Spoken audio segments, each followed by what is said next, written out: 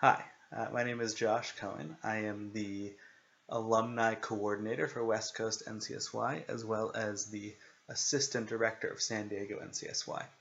I want to take a few minutes to talk about the rebellion of Korach in this week's Parsha, which is Parshat Korach. So quickly, I'm going to give a quick rundown of what happened with Korach and the rebellion.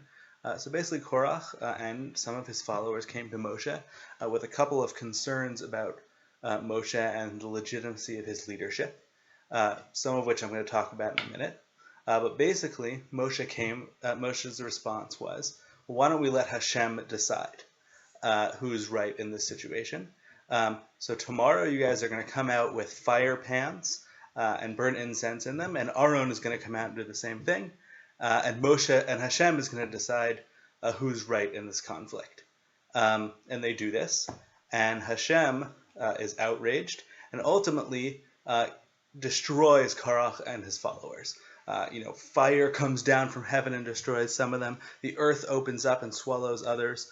But ultimately, they were wrong, and HaShem destroyed them.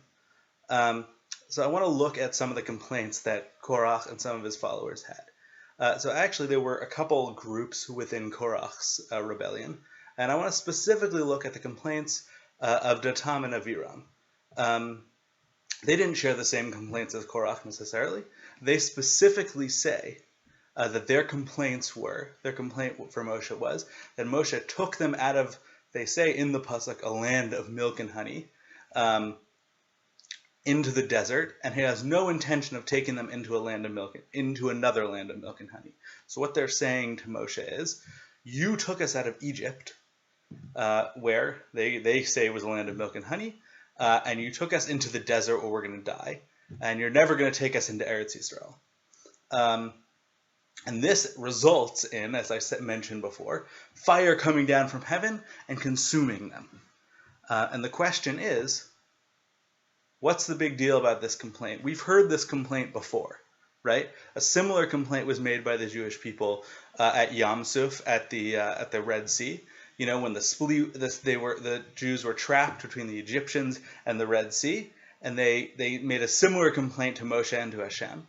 And a similar complaint was also made in the desert a little later on with the man. They complained that there was no food. You took us out of Egypt where there was no food, where there was food, into the desert where we're going to die out here with no food. And then ultimately Hashem gives them the man. So the question is, we've heard this complaint that Datam and Aviram are making before, right? We've heard this complaint by the Yam Suf, we've heard it with the man. So why is it different this time that fire comes down from heaven and consumes them?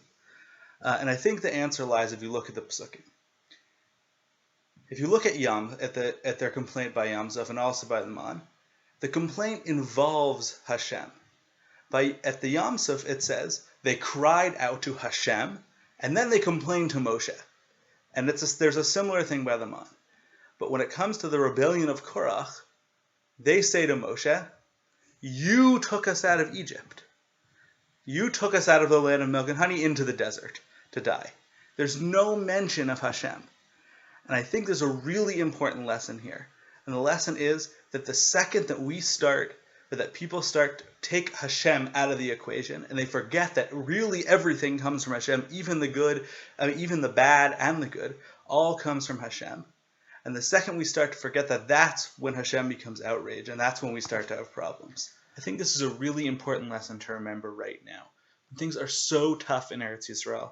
These boys have been kidnapped, and we definitely should be doing all that we can to plead with Hashem to bring them back safely, which is why I encourage everyone to go to ncsy.org/bring-back-boys. We've set up a site there where people can go on and sign up to do things in their honor, to plead with Hashem. You can do mitzvahs to plead with Hashem to bring them back safely.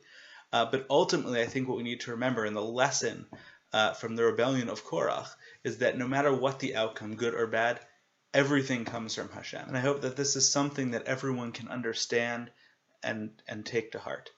Thank you very much, and have a Shabbat Shalom.